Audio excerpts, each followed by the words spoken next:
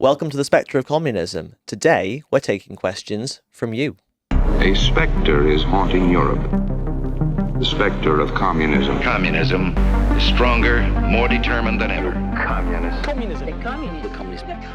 So, for this episode, we're very happy to welcome Ben Curry, who's a leading member of the Revolutionary Communist International. Ben, thank you for joining us. Thank you very much, Joe. And we've turned to our audience. We went on social media, we went on the Marxist.com website, and we asked our viewers to send us in burning questions they have about communism, Marxism, the history of revolutionary movements, and there were some really great suggestions. We picked a few that we'd like Ben to deal with in a quick-fire round today, and I'll waste no more time. Let's get straight into it. The first message that we want you to deal with, Ben, concerns the history of the communist movement / parties in the Middle East. So can you give us a bit of a whistle-stop tour of the history of communism, communist movements, communist parties in that region? Okay, well, it's a bit of a big question, obviously. It's a big region and it's got a long history, but a long history of secular revolutionary movements and communist revolutionary movements. I think a big reason why this is posed is because in a lot of academia, particularly post-colonial academia, you have this idea that, and we've come across this question directly posed in a lot of Marxist society meetings, meetings around campuses across the country, which isn't communism, aren't the ideas of communism and Marxism, aren't they essentially like Eurocentric? Especially in the context of the Palestine liberation movement. Yeah, it's come up quite a lot in this question. There is this idea, which is particularly rife on university campuses, of post-colonialism, that basically communism as a set of ideas, Marxism as a set of ideas, it's fine in the West, it's fine in the advanced capitalist countries, but people don't see things that way in the Middle East or in the underdeveloped countries or the former colonial world. I mean, if you actually look at it on the ground, those movements which are resisting Israel and Western imperialism are not generally communist. Not today, anyway. You have groups that are based upon religion, Hamas, Hezbollah, the Houthis, and so on and so forth. You have a history of nationalist movements. So therefore, they pose that Marxism isn't relevant to the Middle East, basically. Which I think, first of all, Marxism takes as its starting point a scientific analysis of the capitalist system, and the Middle East and North Africa and the whole are just as much a part of the world capitalist system. These are capitalist regimes, and you can only really understand what is going on in the Middle East by understanding capitalism, by understanding imperialism. But I think that this idea really, it has its roots in a subjective idealist philosophy. That is that it's not even what we as Marxists say, it's not about actually looking at the objective conditions. If you want to, in fact, we can't really understand the world as such. All we have are a set of different narratives, and communism, alongside other narratives, liberalism and so on and so forth, they may be relevant in the West, but there are different ideas in the global South or what have you that have greater relevance. And it's very, very much connected to post-colonialism. And actually this post-colonial idea is in many respects has a lot of similarities to the mindset of the ruling class and of colonial. I was going to say, it sounds like the racist attitude that you hear from journalists, academics, politicians in the West who say, oh, the Middle East has never had a democracy because there's just something innate about that part of the world that means people are savage and barbaric and they're tribal and they're led by national and religious leaders. It sounds like this post-colonial perspective that Marxism and class struggle and socialism is alien to the region. It's just the left wing, it's the woke way of doing that sort of analysis of that part of the world. Yeah, I mean, you had, I think, it was in the 1990s, you had Sam Huntington wrote the book Clash of Civilizations. Yeah, and that was a really important strand of thoughts amongst liberals, particularly during the Bush era, during the Iraq and Afghanistan war.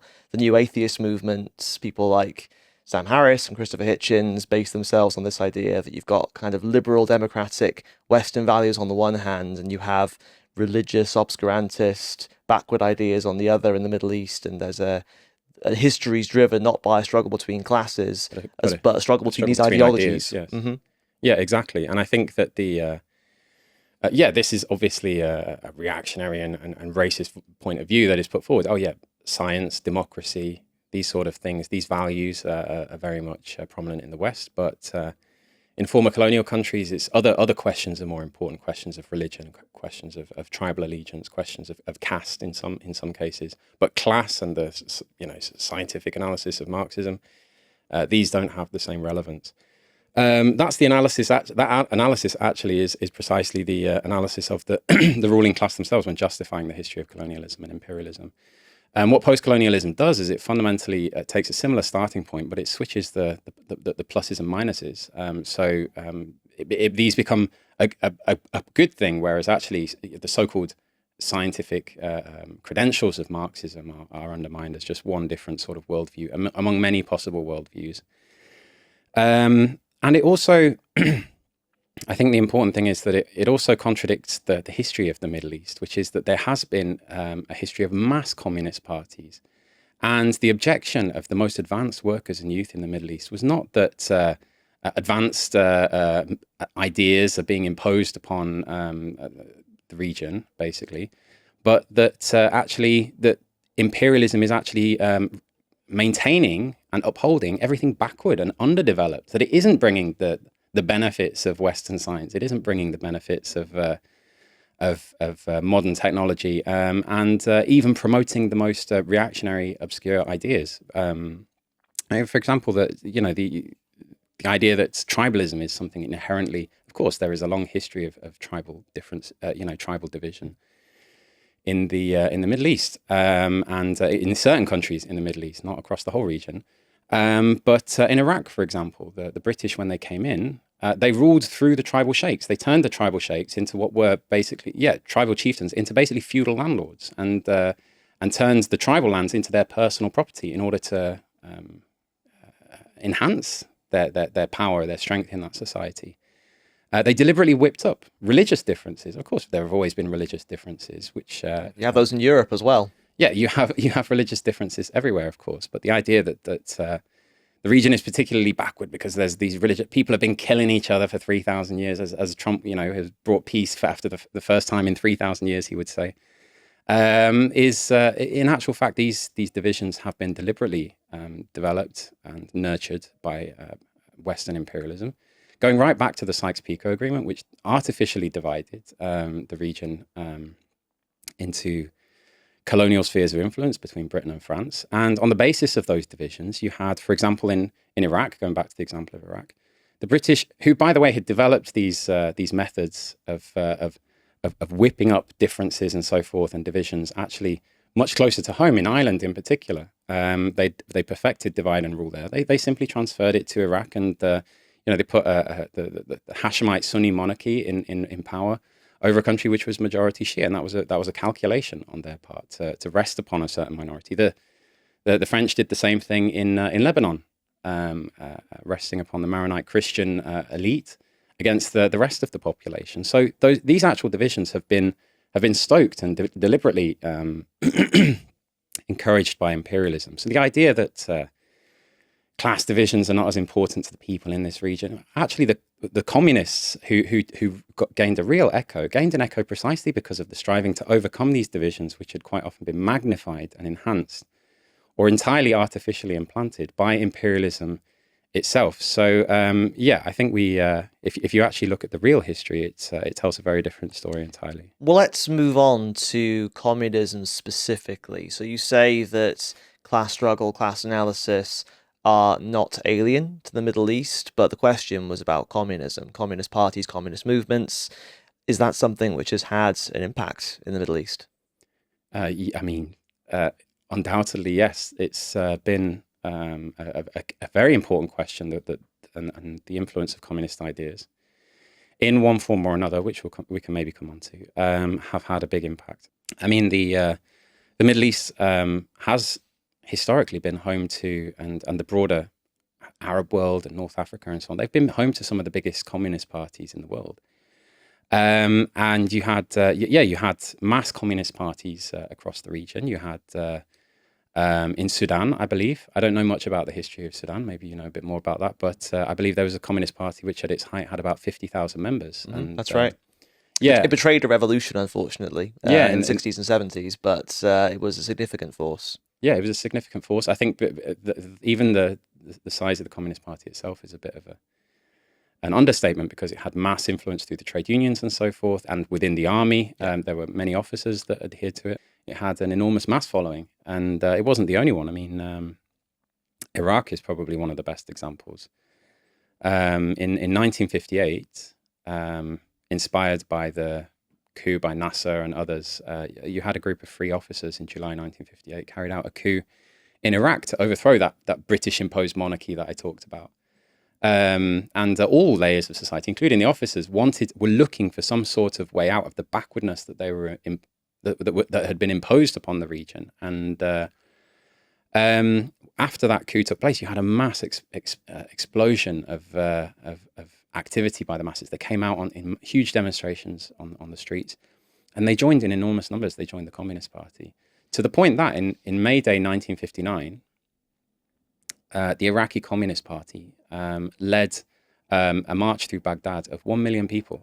Out of a population of 5 million, 1 in 5 people marched behind the banner of the Communist Party. They were in a position where every single pilot in the Air Force was a member of the Communist Party, every single one. And by that time, they actually had more senior officers were members of the Communist Party than had actually been part of the free officer group that had led the coup in July 1958. The communists were in a position to seize power in a number of countries, in Sudan, in Iraq, and so on. There were very big communist parties in other areas. But the problem was they didn't. So there has been this enormous influence of communist ideas. The problem was the leadership of these communist parties was very much influenced by the ideas originating from Moscow, which at that time was under the dictatorship of the Stalinist bureaucracy, and which had maintained the outward appearance of communism, but had basically gutted it of the real traditions, the real principles of Bolshevism and of communism, and had instead turned to the idea of socialism in one country, and actually had a position which, well, we can develop that a little bit later, but a position which enforced on parties like the Sudanese party, like the Iraqi party, that they must not seize power, but they must support part of the native capitalist class. And this led to disaster. It led to disaster in Sudan. It led to disaster in Iraq in 1963 when the Baathists took power. But I should say that actually, even beyond the communist parties, the influence of communism, the influence of the October Revolution had a big influence on wide layers. I mean, the very fact that Russia was able to develop from the most backward country in Europe on conditions of feudalism, and was able to advance in a few decades into the second superpower in the world, a major industrial power, winning the space race and everything else, had a magnetic attraction for vast layers of society. To be honest, even majorities in the army were attracted in many cases. And many of these groups of officers that would take power in coups, they looked at what was happening in the Soviet Union, and they thought maybe this is a way forward. And that they weren't Marxists. They were actually the furthest thing from Marxism. But in many cases, they carried out widespread nationalizations and expropriations of the landlords, even leading to the abolition of capitalism in countries like Syria and Yemen. So yeah, the influence of communism, of communist ideas, even distorted through the lens of, albeit distorted through the lens of Stalinism, had an enormous attraction. The idea of the legacy of the October Revolution has an enormous impact throughout the Middle East. Well, can I return to something that you alluded to, which was the influence of Moscow?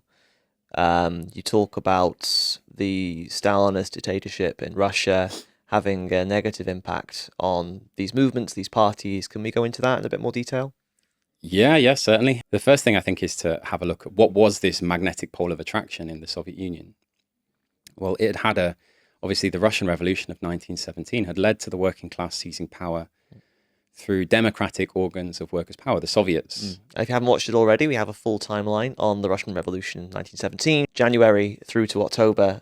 Put that on the board and put the episode link in the description. Yeah, however, I think that the key thing was, but by the time that many of the communist parties were starting to emerge in the Middle East, I think, in the 20s and 30s, they were beginning to found these parties. By then, what had happened in the Soviet Union is that the Soviet Union had been isolated for many years. And under the conditions of backwardness that existed, the conditions of want, the difficulties that the ordinary people faced, there was a certain demoralization. There was a retreat of from political activity on the part of the workers, which meant that these organs of democratic workers' control, this vibrant workers' democracy that existed in the early years of the Soviet Union, began to fade away. And in its place stepped paid functionaries of the state, a bureaucracy which grew and grew and began consuming a greater and greater portion of the national product. And it began to get its own ideas of what the policy of the Soviet Union should be, what the policy of the Communist International should be, which was founded as precisely a tool for carrying out world revolution. But this bureaucracy, which became a privileged caste upon Soviet society, began to basically to shy away from the idea of world revolution in favor of just enjoying its privileges in peace and quiet. And therefore, they developed the idea of socialism in one country. They wanted enough with the storm and stress. All they wanted was, it became explicit in the Khrushchev era, but it was de facto the policy under Stalin was peaceful coexistence with the capitalist world. They just wanted them to stop intervening. And therefore, their policy was one of attempting to foster friendly regimes in the Middle East, which, if you think about it also geographically, is quite close to the Soviet Union. And therefore, it was a key battleground in the Cold War. And not to promote socialist revolution, basically.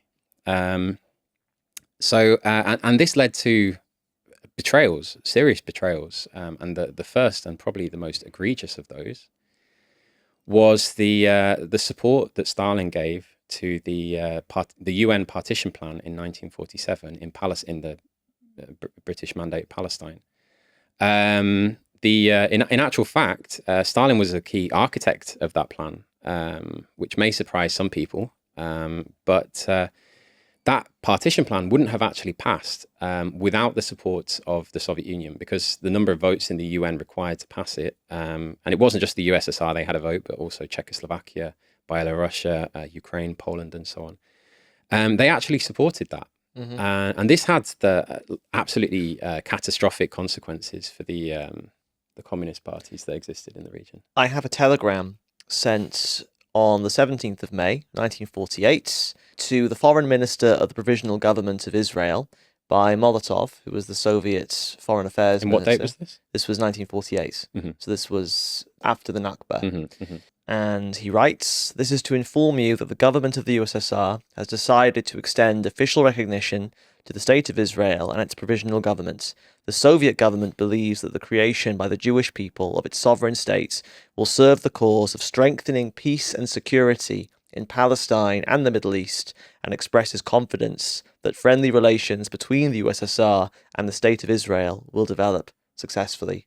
So, what was Stalin thinking? Not to put too fine of a point on it, what was the USSR hoping to achieve by supporting the founding of the State of Israel? Well, that's a good question, because they certainly didn't achieve what they set out to achieve in some respects. In actual fact, the USSR was the first country to recognize the newly founded State of Israel in 1948. And Czechoslovakia, which was part of the Eastern Bloc, was actually the first country to provide weapons to the IDF, the newly founded IDF.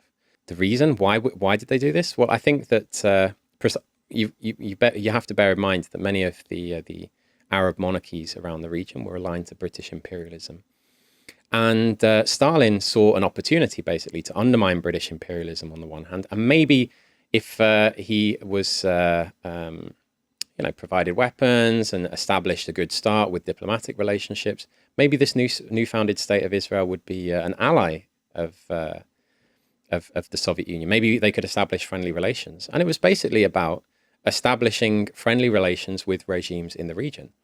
It was a matter of complete indifference to Stalin what consequences this had for the communist parties in the region, because the communist parties were effectively treated as little more than loose change, precisely in as border guards, basically, of the Soviet Union. And if they could establish their security another way by closer relations with the regimes in the region, then so be it. From the point of view of Stalin, he would sacrifice that loose change of the communist parties, and that's what happened. I was reading in a book by Hannah Batatu about Syria in the 1950s, 40s and 50s, that apparently in late 1943, the Communist Party in Syria and Lebanon, which were a French mandate, I think at that time, had 7,000 members altogether. By 1947, they had 20,000 members in Lebanon and 15,000 members in Syria. So that shows the potential, the rapid growth of these parties, particularly given the huge authority that the Soviet Union had after defeating fascism, defeating Nazism. Like I say, this was a backward country in Europe, and now they had defeated all of the resources of, the Nazi war machine with all of the resources of Europe behind it. Huge authority. That was their peak, 20,000 in Lebanon, 15,000 in Syria. But by 1949, that had dropped to a few hundred members in both countries. Because of the complete disgust of the ordinary Arab workers and peasants at the behavior of the Stalinists, of the behavior of Stalin, which was completely parroted by the leaders of the Syrian Communist Party, Khalid Bakdash in particular, who was a leader from the 30s all the way through till the 1990s. We can maybe talk a little bit about him in a minute, but in Iraq as well, it had a catastrophic effect. In 1948, coincidentally, you actually had a revolution in Iraq. It was called the Wathba. And during that revolution, the Communist Party rose to the fore. And that was in the early part of 1948. But as the revolution was going into reverse, counter-revolution was setting in. That coincided precisely with the recognition of Israel by the USSR, which was used as the perfect excuse by the monarchy to declare martial law, to lock up and imprison all of the leaders. Public sympathy completely drained from the Communist Party, and the counter-revolution really went on the offensive. And eventually the historic leaders of the Communist Party were hung in the immediate aftermath of that. So a complete and utter betrayal. And also a mistake from the point of view of Stalin, because in actual fact, it didn't secure the USSR whatsoever. And in actual fact, Israel, obviously, as it inevitably had to, although it should be said that many of the founders of Israel, they dressed themselves in socialist clothing, people like Ben Gurion and others. But it inevitably, it was inevitable that Israel, a nation state based upon the oppression and displacement of an entire different people, the crushing of the Palestinian working class. You had the promising beginnings, actually, of a united communist party, of Jewish and Arabs workers in the British Mandate Palestine. That collapsed. That was split into a Jewish Communist Party and a Palestinian Communist Party, an Arab Communist Party. Yes, obviously it fell into the sphere of influence of US imperialism. The rest is history, of course, and became a key vector for actually undermining Soviet influence in the region in the period post 1948. Just to say briefly, I think, about the consequences of all of this. Those communist parties have, of course, lost a huge amount of influence. And I think that the policy of the Soviet Union was completely and utterly disastrous in the end. Instead of basing themselves, as I say, on revolutions throughout the region, they based themselves on trying to maintain friendly relations with these different regimes. The military regimes in Iraq under Saddam Hussein, which had butchered the Iraqi Communist Party. In fact, my wife's dad was a partisan fighting against the Saddam regime with the Communist Party for 10 years. And eventually he had to flee Iraq. And he fled to the Soviet Union. And as soon as he arrived in the Soviet Union, he was thrown in jail. And the reason was that it was more important, the Soviet regime wanted to maintain friendly relations with the Iraqi regime. Yes, the result of all of this was that actually this anger towards imperialism, much of it flowed not then to the Communist Party, but to Arab nationalist organizations and groups. In fact, I mentioned the Syrian Communist Party that lost huge thousands of members in 1949. Many of them joined the Arab Socialist Party, which would later fuse to become the Ba'ath Party. The result of that was precisely to give a boost to Arab nationalism, which itself proved completely catastrophic, because basing yourself on the bourgeois and petty bourgeois nationalists who each had their own particular interests. What you saw was betrayal after betrayal, particularly for the Palestinian cause. In 1967, the Six-Day War led to a complete catastrophe when these regimes were defeated militarily by Israel, which was regimes including Syria, Egypt, which were Soviet allies, and later as well. That you had after that, the expulsion of the PLO from Jordan, the Jordan. All of these regimes are meant to be friendly Arab regimes, and that was the view of the PLO, was to try and maintain friendly relations with the Jordanians. So the PLO being the Palestinian Liberation Organization, led by Yasser Arafat. Led by Yasser Arafat, yes. They could have, in actual fact, overthrown. They could have carried out revolutions to overthrow the monarchy in Jordan in the late 60s, early 70s, because of the mass support for the PLO. They could have also carried out a revolution in Lebanon. But in each case, they were focused on actually trying to maintain friendly relations with the local Arab regimes, basically, in the name of pan-Arab unity. And they turned around and betrayed the Palestinian cause. They did so in the 60s and 70s. They did so again in the 80s. And so the catastrophe that has unfolded by basing the Stalinists basing themselves on regimes based upon pan-Arabism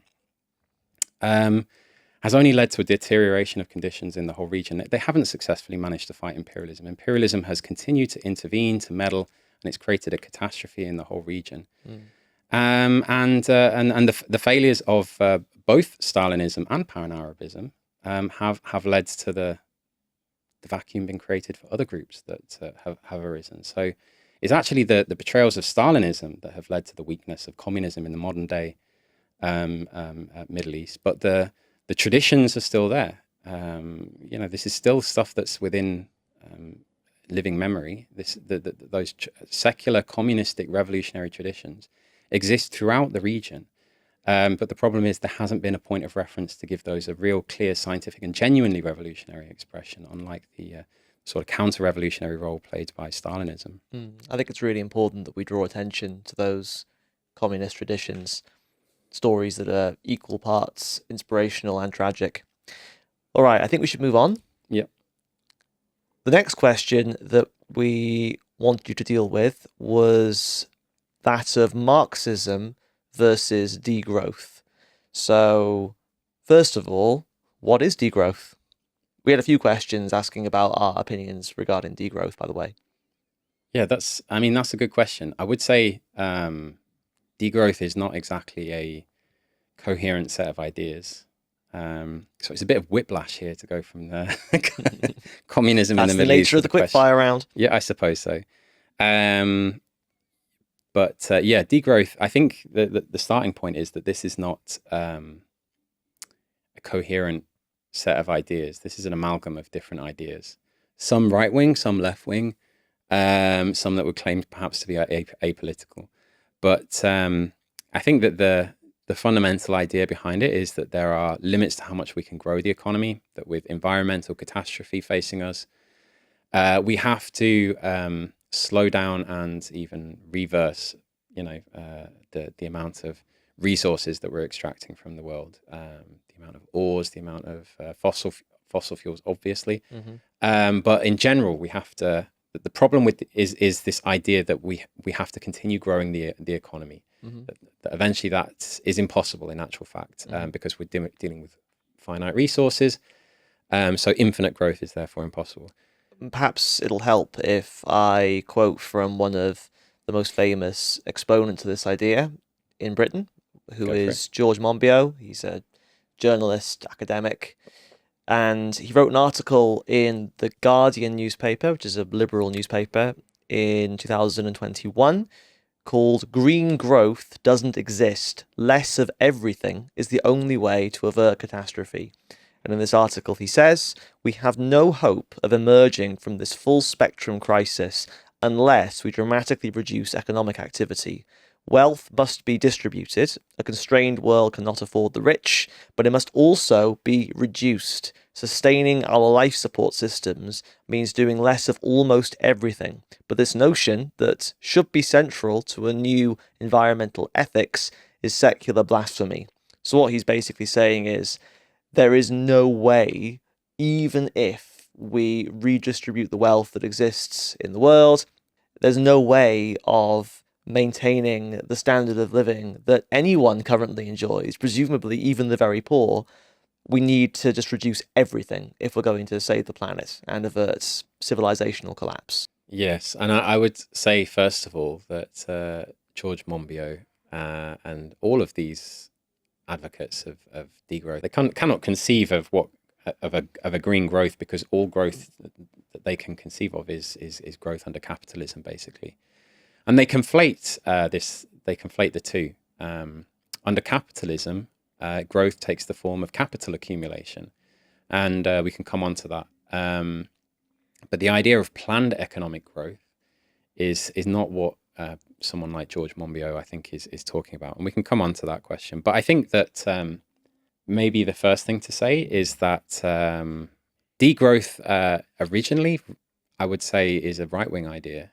Someone like George Monbiot, I think he would call himself left-wing. Yeah, he puts himself broadly on the left. Yeah, but in actual fact, this idea has its roots in right wing, in the right wing, basically. Probably the most famous advocate of a kind of degrowth was Malthus, who basically said that you have a tendency for populations to propagate geometrically. So you have an exponential increase, basically, in population. But that we can only increase resources arithmetically. And therefore, inevitably, population will outstrip resources. Yeah, Malthus was a Victorian economist and political thinker whose ideas were very popular amongst the powers that be, actually in Marx's age. Yeah. And they were popular for a reason, and the reason being that for him, disease, starvation, all of these things were justified because you had to get the population under control. And therefore, it gave a great excuse, political excuse, not to provide aid to the poor, these sort of things. There's that famous line, isn't there, from A Christmas Carol, which references these ideas by Charles Dickens, where the main character, Scrooge, is being harangued by these charity workers and he's refusing to give them money.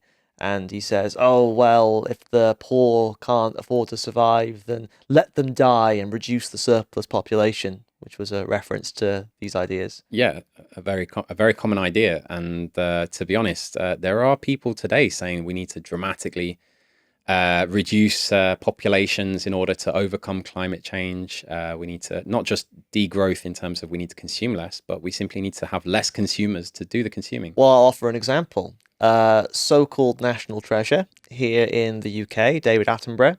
He's a naturalist and TV personality, and he is also a degrowther. I don't know whether he uses the term, but in principle.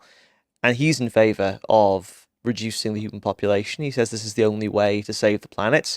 And I'll quote him directly. He said this in 2020. As I see it, humanity needs to reduce its impact on the Earth urgently, and there are 3 ways to achieve this. We can stop consuming so many resources, we can change our technology, and we can reduce the growth of our population. So he's quite clear that he thinks that there are too many people doing too many things, consuming too much, and we need fewer of them. Yeah, that is the traditional Malthusian view on things. It is a species of degrowth, I suppose. But I would say there is also another trend, and they would very much try to distance themselves from this idea. I mean, there is a logic in what David Attenborough is saying. If we're consuming too much stuff, if the problem is that we, then cut down the number of consumers, right? But there are left-wing degrowthers that would point to the fact that actually, but who's doing most of the consuming? Most people are working on very little, and they're living off of very little. People are having to go hungry. Most people don't even have. And then at the other end of society, you have you have rich celebrities in their private jets jetting off left, right, and rockets center. these days. Private rockets as well. Obviously, producing a greater amount of carbon, burning up a greater amount of carbon than entire countries, some corporations. Taylor Swift's Eras tour, producing I wasn't going to name Taylor more Swift carbon than the majority of medium-sized economies. That might not be an accurate specific statistic, but the point stands. Yeah, they would. There is definitely a left-wing trend within degrowth. You even have people like Saito talking about degrowth communism. Mm-hmm. Saito being a Japanese academic and author who wrote a book. Capital in the Anthropocene, was it? Yeah, that's right. I think so. And in that book, he advocates this idea of degrowth communism. And he criticizes Marxists, and he criticizes Marx in particular, and actually tries to put a differentiate between the early Marx and the later Marx. What he criticizes Marxists for is basically that we put so much emphasis on growth as a good thing, development of the productive forces. And in actual fact, Marx does say that the development of the productive forces is the driving force of human progress. He says that no social order ever disappears before all the productive forces for which there is room in it have been developed, and new higher relations of production never appear before the material conditions of their existence have matured in the womb of the old society. So that's just a quote from the critique of, is that Marx? Critique of Political Economy by Marx. People like Saito, they criticize, what they call the young Marx for putting this emphasis on the development of the productive forces as being the purpose of a social system. And therefore, he kind of makes a bit of a straw man out of Marx, that Marx thought capitalism is wonderful because it's developing the productive forces. Of course, capitalism has developed the productive forces at enormous cost. It has a human cost. It also has an environmental cost, but it has a progressive side. It is laying the basis for a new society. That is the point that we as Marxists would put a society of overabundance, and that is a positive thing. That is something that the degrowthers would say. Well, overabundance. Surely that means you're putting unsustainable pressure on the environment. You're putting unsustainable pressure on our planet and on the resources of the planet. But the problem, the question has been posed before. Actually, it's not just capitalism. That growth is not just unique to capitalism. The development of the productive forces is a law of human history. It is basically an expression of the fact that humanity is increasing its control over nature, and bending nature to its will, and that we become more and more consciously the masters of our natural environment and of our world around us. And that is what is progressive, precisely the development of the productive forces. On the basis of a specific social system, the continuous development of the productive forces along the very similar lines will eventually clash against material limitations, and has clashed in the past against certain material limitations. To take an example, in Europe, on the basis of hunting and gathering, you can support a population of maybe 1 million people across Europe, and it's actually probably a lot less.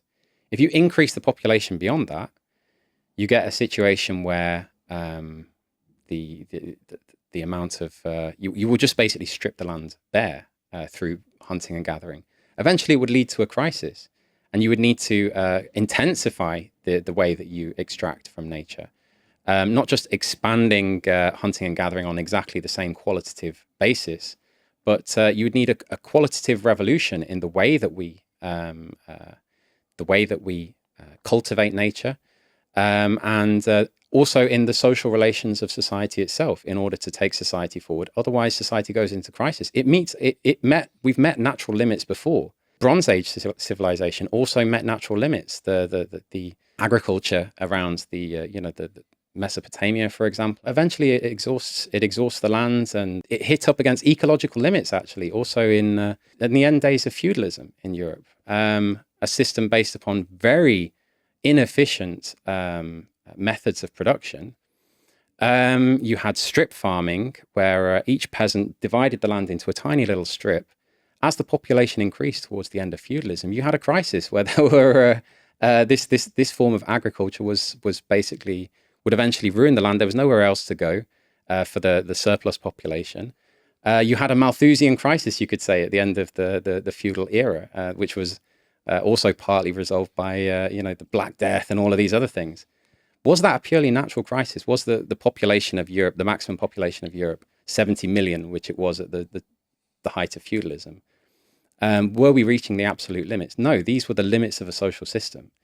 Obviously with the application of scientific methods to agriculture, with the rationalization of land ownership in the later period, you would, with the application of things like fertilizers and so on, you could produce almost infinitely more than was being produced at that time.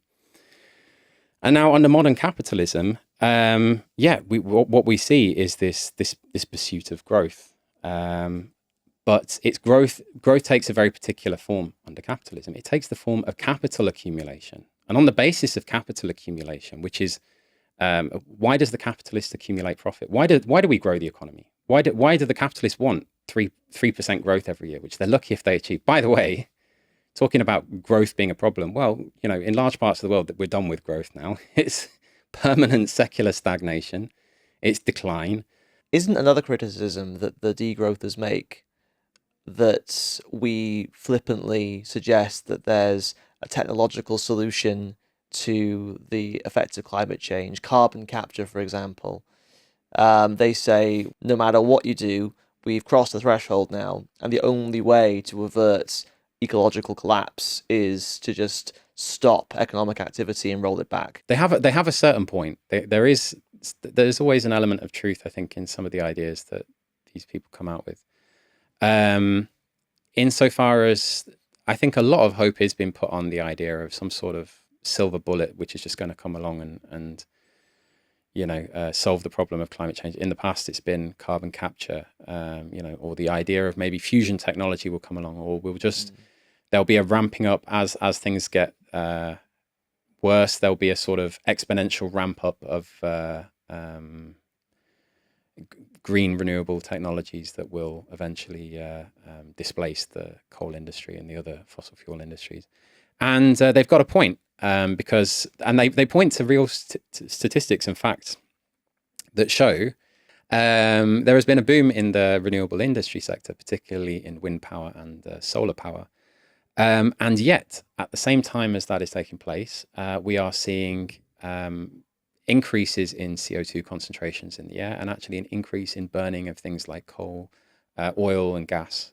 So they would argue, many would argue, that it actually has an additive effect. You still have the dirty industries, but then you have on top of those, you have the supposed clean industries, which also come with their own problems. By the way, of course, extraction of rare earth minerals and other things that can require have a certain ecological impact. There is a certain truth to that, but again, it's the contradictions of trying to roll out these things in an unplanned way on the basis of capitalism. Let's look concretely at how renewable energy is developing. Well, right now, China are the world leaders in solar technology and renewable technology generally. I think something like 80% of solar panels are created by China. And they have become so good at it that in actual fact, the prices are completely collapsing. There's a complete glut in the market, basically.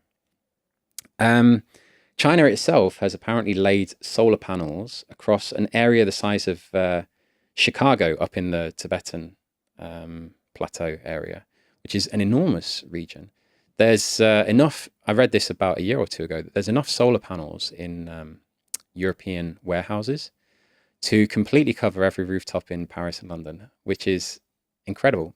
and yet they're actually not been installed because there isn't the demand for it. People haven't necessarily got the money in their pockets to actually buy these things. And now the market is oversaturated. They've glutted the market and the price is collapsing, which means a crisis for the renewable sector, for this industry. And it's also creating it's creating very big difficulties for countries such as the US or the European powers to then create their own solar power industry, because there's such cheap mass production in China, which had a head start in this particular sector, right? So we come up against the fact that new players can't get in the game. So there's no industries developing in Europe or the United States around these questions that is able to compete at least on the scale of China, right? Now that presents a problem on a capitalist basis, because first of all, there's a crisis in the market because there's too much produced. And bear in mind, once you install a solar panel, think about it as a capitalist enterprise, right? You install a solar panel. It takes a lot of capital up front to produce a factory that can churn these things out. But once they're installed on everyone's rooftops, they will last for years, decades even. And they will continue to produce energy. And therefore, you don't need to continue producing at the same rate. So again, the industry goes into crisis. But there's another aspect to it, which is the fact that there is the geopolitical aspect. Under capitalism, the world economy is divided into competing gangs of imperialist powers. And if they allow the cheap Chinese technology to rule and to become dependent upon solar panels from China, which is dominating the industry, then that's a vulnerability from the point of view of US imperialism, from the point of view of the European capitalists. And therefore, they're extremely reticent to allow this to happen. So protectionist measures go up. They continue to subsidize their own hydrocarbon industries, where there's a huge amount of capital invested in these dirty industries, right? And therefore, the situation is such that, despite the fact that we are on the cusp of being able to carry out a revolution in green energy, the burning of fossil fuels is increasing. As we have a glut in the market and a crisis of making it cheaper than ever. It's cheaper than ever to install renewable energy, and yet you have countries like Australia, Botswana, and other countries just exporting more coal than they've ever exported. So therefore, on the basis of capitalism, it is true. On the basis of capitalism, this competition between nation states, the barrier of the nation state, and also the barrier of profit, you have a huge amount of capital tied up with hydrocarbons. And they're being pushed to extract more cheaply and so forth in order to compete with green energy. On the basis of capitalism, yes, you do have this problem that it is simply adding green energy on top of the other energy resources. Donald Trump right now is actually precisely for geopolitical reasons. Donald Trump, is regarded as a bit of a climate denier and a crank and so forth, but precisely because he doesn't want to become dependent upon China. And not only does he not want to become dependent upon China, but he doesn't want his allies to closen economic relations with China. In his tariff negotiations with different countries, he's putting pressure on those countries to block the import of green energy and solar panels from China, basically. He's trying to destroy the solar panel industry, the solar industry. And it has a logic, because he wants to maintain that dependence of these dependent countries upon US imperialism, including in the energy sector. So on the basis of capitalism, yes, it's true that a new technology is not a silver bullet. On the basis of capitalism, there is, precisely because, not because the technology itself doesn't contain the seed of a complete green revolution, which could take place. But because precisely its growth under capitalism is capital accumulation. It is a threat to the existing capital that exists in this dirty industry. Whereas under communism, we could disassemble the dirty industries on a planned basis, reassign people. It wouldn't mean mass unemployment. That's another reason that Trump was elected. Precisely, he said that clean, beautiful coal. He would open the coal mines because he was appealing to left behind Rust Belt communities where mines had been shut down. Under capitalism, precisely, actually shutting down these industries means mass unemployment. It means degrowth, There is a name for that under capitalism. Degrowth means recession under capitalism, and it means unemployment. There's no planned taking apart of these industries in order to put forward green industries. But wouldn't the degrowthers argue that the problem isn't growth under capitalism, it's growth as such? I think from what I've read of the degrowth literature, people like Cited or Jason Hickel, what they point to is not actually, it's not a problem with the social system. It's a problem with the mindset of growth, that we have this obsession with growth under capitalism, which, as I said previously, is not the case. It's not that the capitalists are obsessed with growth. It's that there is a material imperative for the capitalists to grow, to accumulate capital, basically, in order to compete, because if they don't, they will go bankrupt and others will take their place. So in place of the idea of growth, we need to have the idea of degrowth. That's the idea. They talk about, Hickel talks about growthism. It's a horrible expression, but the obsession with growth is what he called growthism. Some people talk about productivism, that it is an inherent good and that governments are too obsessed with pursuing this inherent good. And that instead, we should pursue human and ecological welfare. And we can just choose to do this, basically. We can choose to switch from one track to the other. Hickel, for example, suggests that we should switch from measures of development from gross domestic product to the genuine progress indicator, which includes healthcare standards, outcomes and so on, and quality of life and happiness and so on. So if governments start measuring things in terms of the happiness of their populations and started adjusting their policies in that direction, we would have we would have a better society. And the question of whether we grow or shrink, we would shrink some parts of the economy and we would not shrink others. But what actual policies does Hickel, for example, propose? Well, it's basically just a series of reforms that we've already heard before.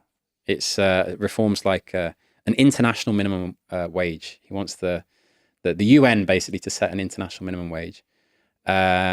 Why? So that you don't have these destructive, extractive industries ruining the environments in the southern, the global south, because the labor is cheaper there. For example, if we could have international cooperation to agree a minimum wage, I mean, if some butts were cherries and nuts, we'd all have a happy Christmas sort of thing, It's complete utopianism. It ignores precisely that the whole political system is built upon the socioeconomic foundations of capitalism, which has profit as its only driving force for production, and that we can't simply choose in this utopian manner.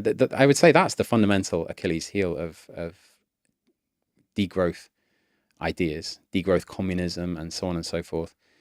It's that it's a complete utopian project. It's a revival, basically, of utopian socialism, that we can simply choose growth or choose degrowth or what have you, and all it boils down to, like all utopian socialism, ultimately, is it boils down to a bunch of so-called common sense reforms. It boils down to basically left reformism. Mm-hmm. And in fact, if you read Hickel's book, Less is More, he says this. After listing a whole bunch of things like an international minimum wage, completely utopian, banning planned obsolescence, so just regulation of the market, basically, ending subsidies to harmful industries, which other things like that, and directing Keynesian investment towards green industries.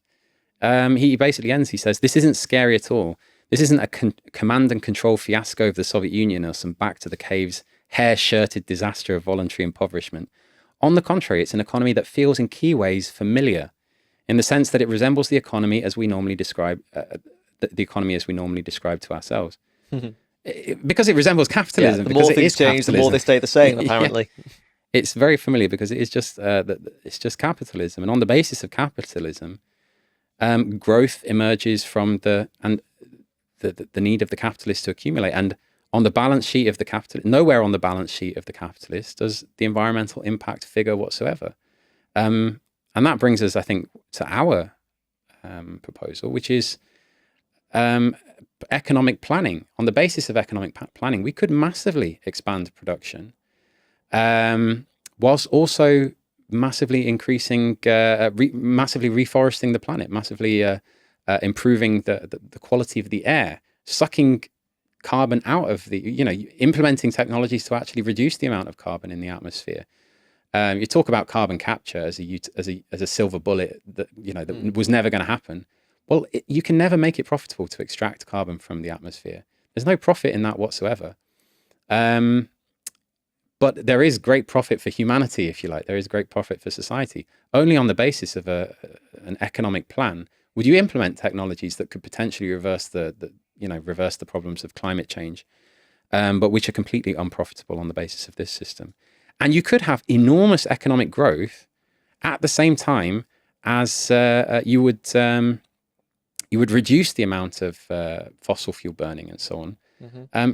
For example, the Dutch agricultural industry is the Netherlands is a tiny little country, and yet it is the second biggest exporter by value of agricultural goods because of the huge amount of technology that has been invested in there, which isn't being shared.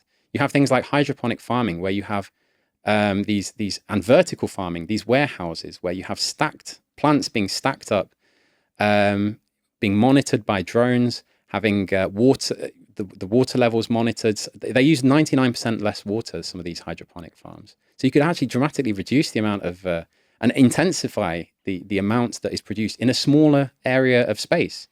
They use a lot of energy. But of course, if you have the upgrading of electricity grids and the upgrading of our whole energy infrastructure to involve and have international cooperation, not trying to destroy the Chinese solar panel industry, but precisely covering like uninhabited areas like the Tibet Plateau or the Sahara Desert with solar panels, irrespective of whether it's profitable or not, but because it is necessary according to a plan, then you could drive this high-tech agriculture, which would reduce much less land, use much less water, and thereby actually increase production enormously, yet at the same time make it more harmonious with our broader environment. On the basis of capitalism, that's completely impossible. On the basis of an international planned economy, that's eminently possible. You can actually see in many of these technologies precisely the potential to enormously increase our, to create this superabundance, whilst at the same time increasing the quality of life of humanity, and at the same time increasing our harmony with our natural environment and the planet. So, I think it's time to segue into our final question. And it was helpful that you sort of ended the last segment by talking about reformism, because the question is, put it on the board, why is the left so weak? We had a few different variations on this question being sent in, and I think it's actually really interesting because you can take it in a few different ways. But I imagine that what is meant by this question is, why have you got the collapse of traditional social democratic centre-left parties in one country after another, the election of right-wing politicians in one country after another? I guess the first thing I want to ask in the general rubric of this question is, does this collapse of support for, let's say, the traditional left-wing parties around the world and the rise of right-wing parties show a social shift to the right? Because this is something that you read a lot in the news, that society is turning to the right. There's a particular focus on young men and young men's voting patterns and how they're all bamboozled by Andrew Tate TikToks and so on. There's a kind of a new conservatism, supposedly, amongst young people. Is it true? Yeah, well, I think that is the first question to ask. Is the crisis of the left, which we're basically talking about the crisis of the traditional social democratic parties, Labour parties in particular, but also more broadly, the Stalinist, the former Stalinist parties have collapsed. You have the crisis of those that exist. You have the Sanders movement, on the left of the Democratic Party, which rose and then just as quickly declined. Yeah, you have these left reformist currents that came about sort of after the movements against austerity in the early 2010s. You know, you had Sanders in America, as you mentioned, but also Jeremy Corbyn here in Britain. Mélenchon in France is still kicking Yes. about, but Podemos in Spain, Syriza probably most dramatically in Greece in terms of its rise and fall. So I guess that's what the viewer is alluding to as well. Yes, I mean that's the first thing is quite clearly that post 2008, you did see an enormous shift to the left in society. There was a huge anger generated towards the billionaires, and a questioning for the first time since the collapse of the Soviet Union of capitalism had begun and has continued to this day. And this was expressed in the revival of socialist ideas in one form or another. You know, we started to see the emergence of these characters who you mentioned. So there was, in the first instance, a general shift of the pendulum to the left. And as you say, with some are still around, like Mélenchon. But by and large, those movements which emerged in the 2010s failed, and they led to collapse. And I think it's in that we have to start. It's that collapse which laid the basis for this apparent shift to the right. It was the betrayals or complete failures, miserable failures of the movements, you know, like the Sanders movement, like the Corbyn movement in the Labour Party. And I think we should come on to discuss these things. This is really the crux of the issue, but that left a vacuum because the anger was still there. The mood in society was still extremely angry. And that vacuum could be filled by other political forces that presented themselves as anti-establishment, which also are attacking, you know, the elite, or, you know, in some ways, like saying that they're speaking for the working class. And you see that in the programs of people like Trump, like Nigel Farage of Reform UK, that they are consciously appealing to the class anger which is simmering away in society. I mean, obviously, Trump, we only need to note what he was elected on. It was precisely on the idea of draining the swamp, of attacking the Washington elite, of anger at the you know, the bipartisan consensus sort of thing that exists. And he promised to end these constant foreign interventions in, you know, like Iraq, Afghanistan, Libya, Syria. Ukraine is the latest one, of course, which he has failed. And I think this comes on to something that we'll maybe pass on to in a minute, which is precisely that these demagogues couldn't actually satisfy the illusions that they inflated and developed. But he most importantly, of course, he promised, and again, he's failed on this, he promised to bring down inflation. The number one concern in the elections last November, in poll after poll of Trump voters, was the economy. Yeah, lowering the price of eggs. Yeah, which, you know, the Democrats, on the other hand, scoffed at this, you know. You would vote for this racist, this sexist, this sort of thing, just because your rent is sky high and your eggs you want slightly cheaper omelets or something like this. This is the real concern amongst millions, and they didn't understand this, and they constantly played upon instead questions of identity. This is what the left has become connected to, is very much identity politics. Meanwhile, Trump was gaining amongst black voters. I think he got the majority of at least Latino men, I think. Which, given his policy on attacking migrants coming across the it shows you where border, they were coming from. Yeah, it really goes to show that the economic questions, in a distorted way, the class questions were foremost in people's minds. Exactly. Yeah, and I think actually, it's far from clear that there has been a shift to the right, even amongst this Trump. There is obviously this anti-immigrant sentiment has been whipped up by people like Trump, like Farage. They play on all sorts of identity politics questions themselves from their own point of view. But there is still this enormous anger in American society. I mean, 40% of all Americans say they've skipped meals in order to meet their housing payments, which I found an astonishing figure in the richest country in the world. 70% of Americans admit to living with economic anxiety. They're looking for a solution, and they're looking in all directions. And Trump seems promising, and he seemed partly seemed promising because the establishment attacked him and that actually boosted his anti-establishment credentials. So yes, Trump has he has tapped into that class anger. He's consciously talked about the working class. But I want to point to Nigel Farage in Britain. I should Reform say UK. currently polling in the lead. By far, I think. By far. So according to 35% against 20% or something. something like that, yeah. I mean, I'm looking at YouGov, and as of today, they're claiming 27% for Reform UK versus 18% for Labour, which is the incumbent party. Yeah. So this is it's impossible to understate what a historic change this is. The Tories are now in third. The history of the Tory party goes back centuries. The history of the Labour Party goes back at least 1 century. Over a century.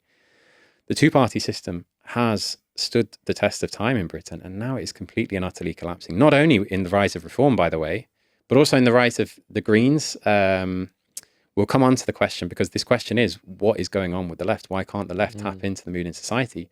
But when your party was launched by Jeremy Corbyn and Zara Sultana, well, how many people signed up? 800,000 they claimed. 800,000. I mean, okay, they're just signing up for an email list. But that is also an indication of the mood in society. Now, they have squandered that, and we'll come on to why they've squandered this. But I've got some statistics here, which I think they answer directly this question. Has there been a rightward shift in society? These are the figures in favour of nationalisation, which is a pretty left-wing policy. Nationalisation of different sectors of the economy. 82% of people are in favour of nationalising the water sector. In 2017, which was when Corbyn was at his height, he almost won the general election, which if there has been a swing to the left followed by a swing to the right, surely that was the high point of the swing to the left, was 2017. Well, 82% support nationalisation of water today, up from 59% of the UK population back then. Today, 76% of people are in favour of nationalising the railways, up from 60% in 2017. 71% are in favour of nationalising energy, up from 53%. So there was barely a majority. Now there's a huge majority. Yeah. It's hardly surprising. I mean, there's been all sorts of news stories about the water companies, the private water companies pumping literal human feces into our rivers and lakes and rewarding themselves with massive bonuses. I tried to get a return ticket for my wife and myself on the train to get to Cardiff from London. And at peak time, it was about £500 for the two of us. It's absolutely insane. So, Yeah. And energy prices, of course, have been a determining factor in people's anger and the real social pressure in society for a good couple of years now. Yeah, and it's material conditions that determine consciousness. But what these figures show, I think, is people are questioning private property. They're more in favour of nationalisation today, far more than in 2017, which was supposedly, now we're in the midst of amongst the most hysterical people, a shift towards fascism and dictatorship and so on. And actually, if you look at the figures for the reform voters, they're very similar to the national averages. And on some things, they're actually higher than the national average. In fact, 30% of reform voters are in favour of nationalising the banks. So I think that really... Which is funny because Nigel Farage was a banker. Yeah, exactly. I'm sure he wouldn't support that policy. No, but no, probably not. But he is also a clever operator, and he has taken on the clothes of the left. He actually said that he studied what Corbyn did, and he took lessons from Corbyn and how Corbyn succeeded.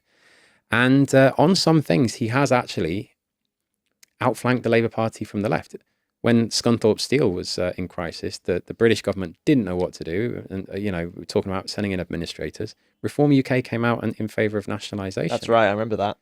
These right-wing demagogues, they present themselves as anti-establishment, of course, but they don't seriously threaten the interests of the ruling class. They defend private property.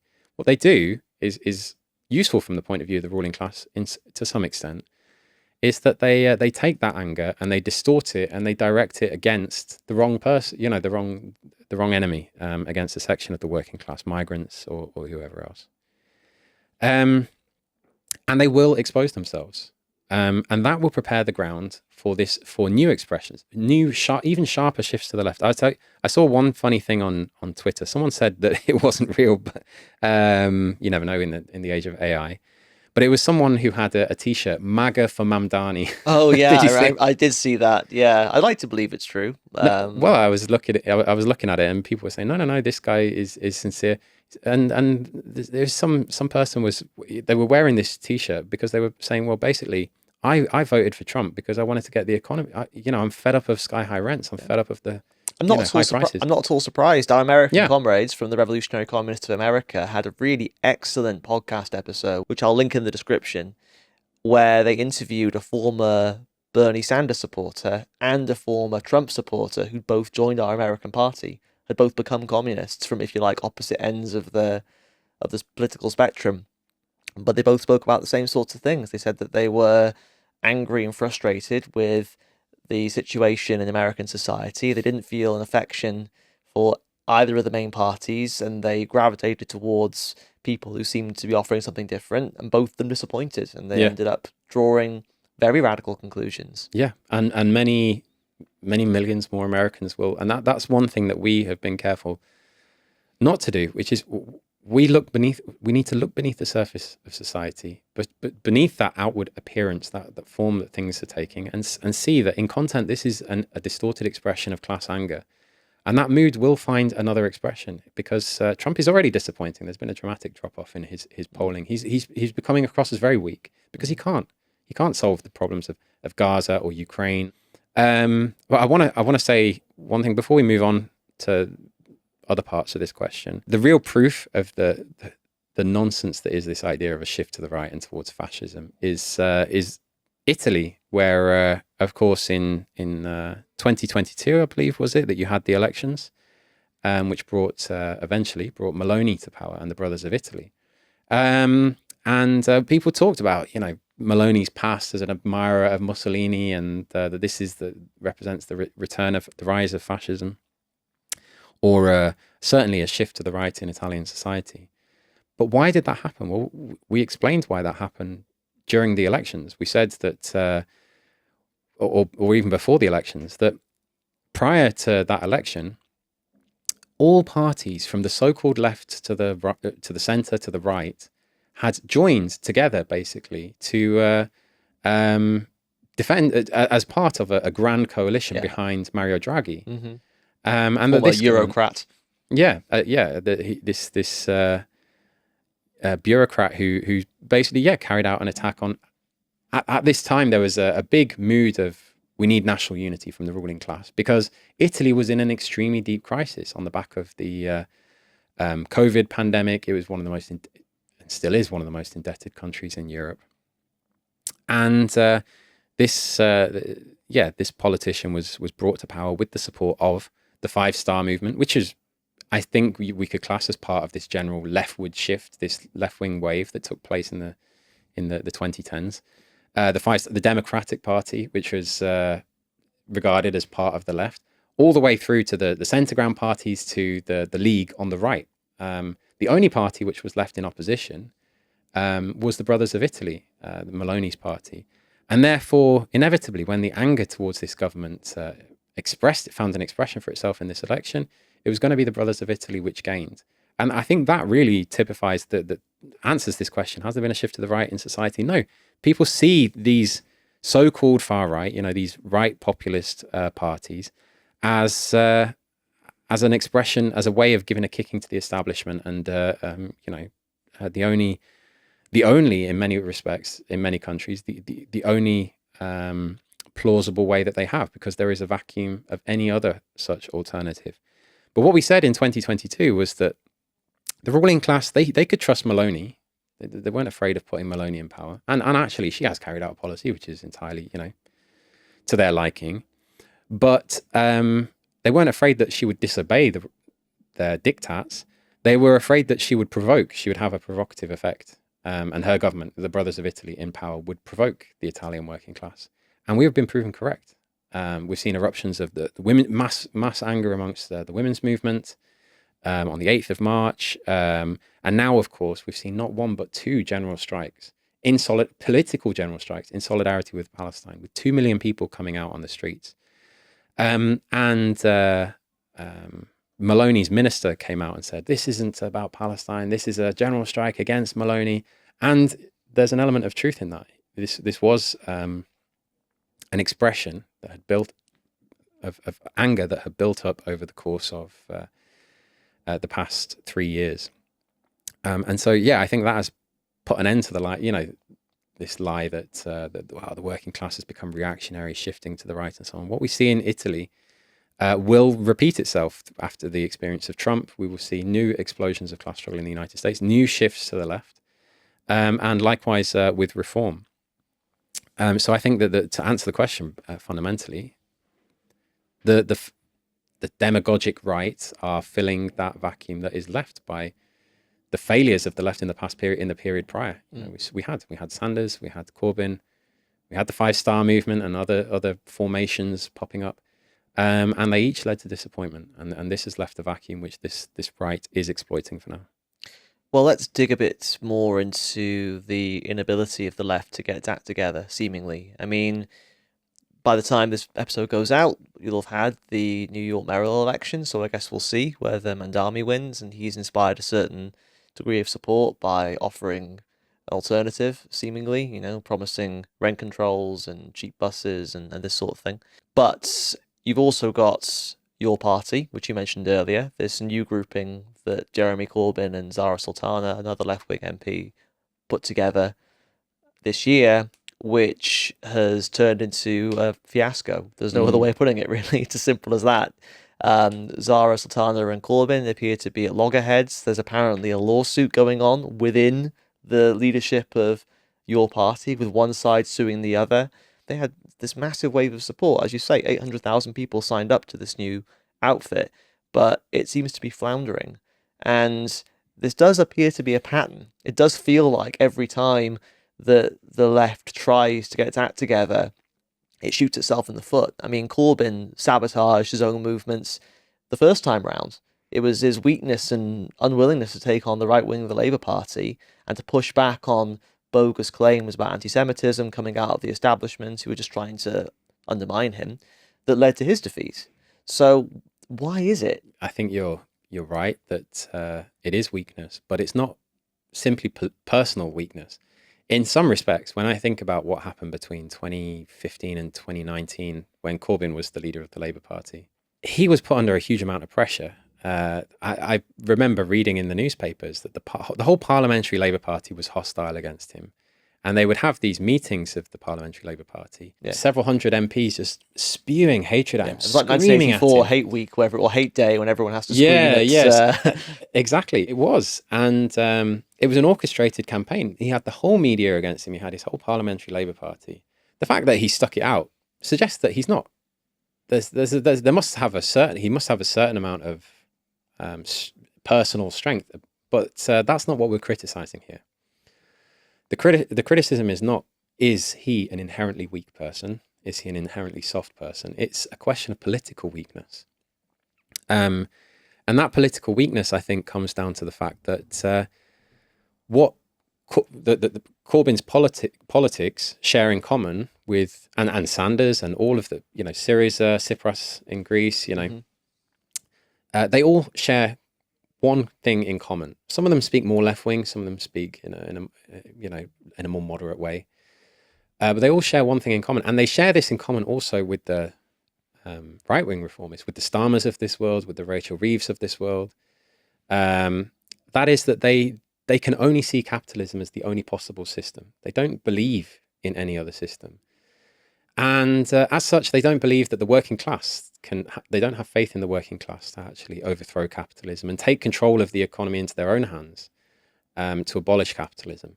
That's the starting point of reformism, and therefore that engenders precisely the political weakness that we have seen. Because if you believe that capitalism is the only system that is possible, that only the capitalists, those magicians in the City of London or on Wall Street somehow can keep the wealth creators, as Tony Blair called them, that they are necessary to the economy, and that the working class cannot take control of society, which is if you share that outlook, which is the outlook of the ruling class, then what you're left with is, what is the justification for your political existence? It's because you believe you can manage capitalism better than the capitalists' own representatives.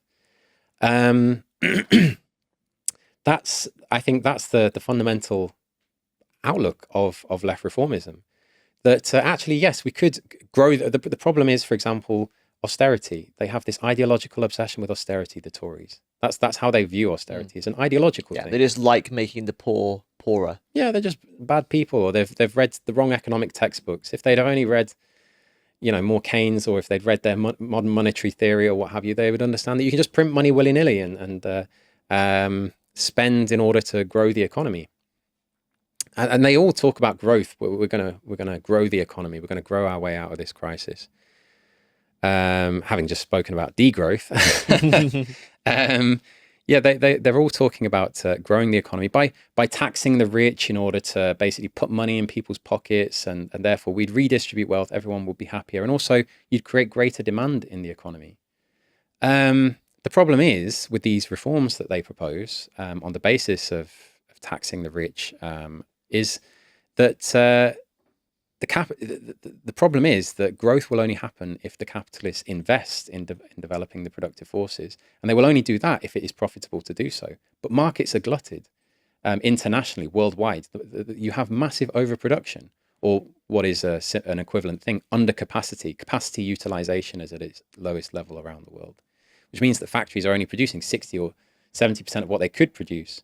So why set up a new factory? You're not going to get that growth if there's a limited market. Now they think, well, we can increase the market by this is the fundamental idea of left reformism, basically, of tinkering with the economy, Keynesian methods, basically. But if we're talking about a world market where there's massive overproduction, slightly increasing the spending power of British consumers by by increasing benefits, by reducing regressive taxations, increasing taxes on the rich, and spending more, and creating demand through public spending, is going to have a negligible effect. And at the same time, it cuts into precisely the profits of the capitalists. And they only invest if they can make a profit. So you're cutting their profit margins. On a capitalist basis, there's no logic to it. And so you come up against precisely the limits of this system, which is deeply in crisis. And that's the difference between reformism today and reformism in the past. In the 1940s and 50s, there was a certain basis for reformism because capitalism was advancing and rapidly developing the productive forces. And therefore, it was possible, as the pie of the economy was growing, that portion of the pie which went to the working class could increase, whilst the profits of the capitalists also increase even faster. And therefore, it was possible to grant precisely the reforms that the reformists were elected to power on, like the Labour government of 1945, which nationalised, steel, railways, the car industry. It carried out implemented the National Health Service and so on. It could do all that because the economy was booming. But precisely capitalism today cannot provide those things. And therefore you have a crisis of reformism. Mm-hmm. I can't help but feel that part of the reason for this falling out within your party today, which is basically between a couple of factions who are trying to decide how to control it, and also Corbyn bending over backwards to accommodate the right wing of the Labour Party, not allowing the membership to get rid of the Blairites and to consolidate the control of the left. Do you think that it's because these reformists instinctively feel that the movements underneath them are more radical? Maybe the people in their base, the rank and file, don't know it consciously, but once they start moving and they feel like the wind's in their sails, and especially if these parties and figures win, they're going to push for more than these reformists are prepared to grant, because they see their role, as you described, as getting a better deal out of the system for working people. Certainly, I think that there is a lack of confidence in, even a fear of, if you give initiative to the rank and file, that it will get out of control. And there was huge rank and file initiative after the first Corbyn movement. You saw tens of thousands of people come in to listen to Corbyn wherever he spoke. Glastonbury. At Glastonbury, of course. Hundreds of thousands joining the Labour Party, and many tens of thousands also joining Momentum, which was which had the possibility of becoming an organised left wing. He could have organised his movement there, as it was run by John Landsman, I think, at the time, and they could have organised this in order to carry out a war against the right wing of the Labour Party. And here's the thing, that the right-wing reformists, they knew that this was a war for their survival. And by rights, they should have lost that war, because you had hundreds of thousands of people in the Labour Party that they would, the right-wing constituency members were sidelined in many cases. The left was, the whole party was shifting to the left. They should have been defeated. It was entirely possible that they could have been defeated. But they waged that war with confidence and real determination. They really went for the jugular with Corbyn, because they felt they had the backing of the capitalist class, of the right-wing media, who waged this incredible campaign against Corbyn, whipping up everything until something stuck. You know, the Czech spy allegations, the IRA links, and finally something did stick. Well, I would say two things stuck. There was the anti-Semitism allegations, and then there was the pressure on him to over Brexit, to reverse the Brexit referendum. He came under a lot of pressure, and he submitted on that. And yes, I think that there was a belief on Corbyn's part. If you have this idea that what we need to do is just manage the capitalist system, we can't overthrow the system, then what you need to do fundamentally is to get elected, is to convince the ruling class to let you have the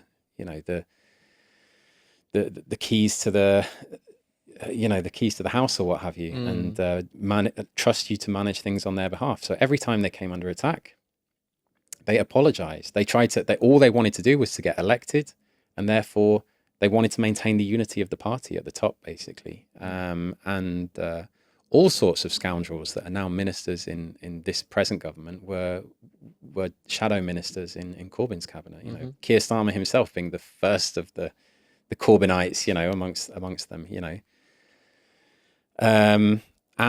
So he could have given the initiative to the rank and file and purged and completely expelled, basically, the right wing, but not having faith in that rank and file, and instead wanting to simply get elected, and therefore trying to get the unity of the party and trying to convince the ruling class to get behind him, basically, you know, the media to take a softer approach, thinking that if he backed off, it would be better for the optics of the Labour Party on questions like anti-Semitism, if he apologised for things that they'd never done.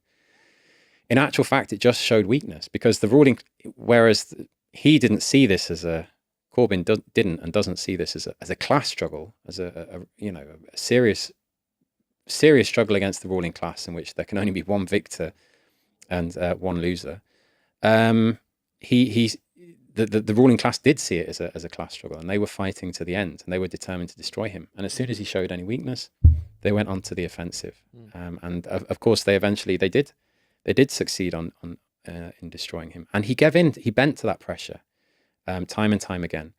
On Brexit, the ruling class were demanding a referendum on Brexit because they saw it as damaging to the interests of the capitalist class.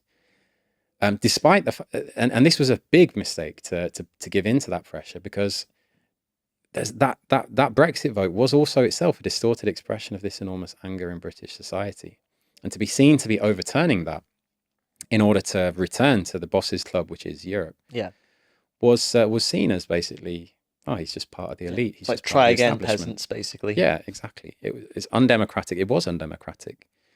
And also on other questions like Trident renewal and other things like that.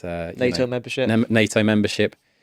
He backed down to that pressure from the ruling class, because if you accept the capitalist system, you have to accept other things that go along with that.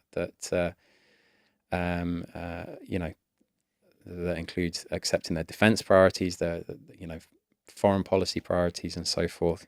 Yes, so there was the opportunity. He could have unleashed the mass of members, but instead they shut down momentum. They destroyed the democracy inside it. I think it was basically the private property of the clique at the top of the party. And we see the same thing today.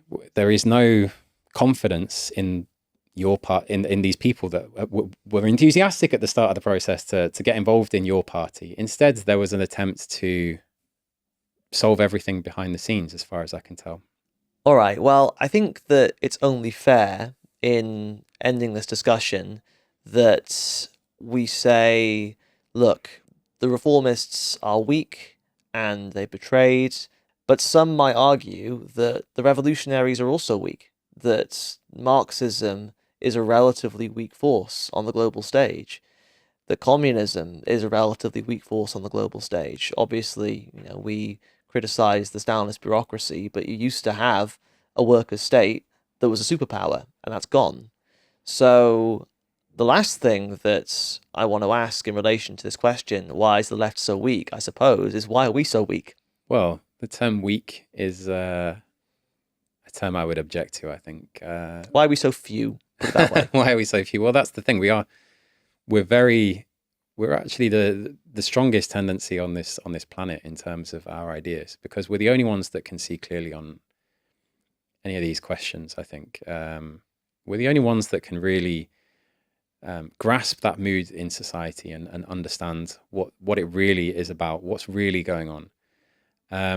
What I find amongst we're talking about the left, what I find generally is the mood is one of complete pessimism, because there's a lack of perspective, that there's a lack of understanding. Why is this happening? Why does the left seem so congenitally weak all of the time? Why do they seem to give in all of the time? Why do they seem to make a big mess of each opportunity, like we've seen with your party?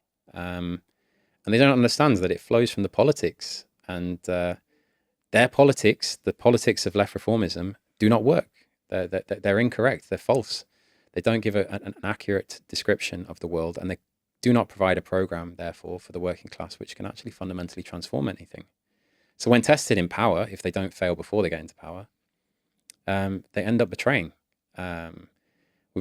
Trotsky said that betrayal is inherent in reformism, which is very true, but it's not because of, I go back to what I said at the start, it's not because of any inherently treacherous characteristic to the personalities of the reformists. It's because if you accept capitalism, then you must eventually accept the laws of capitalism and carry out a program which corresponds to the necessary program, the only program that can be carried out under this system, which leads inevitably to betrayal.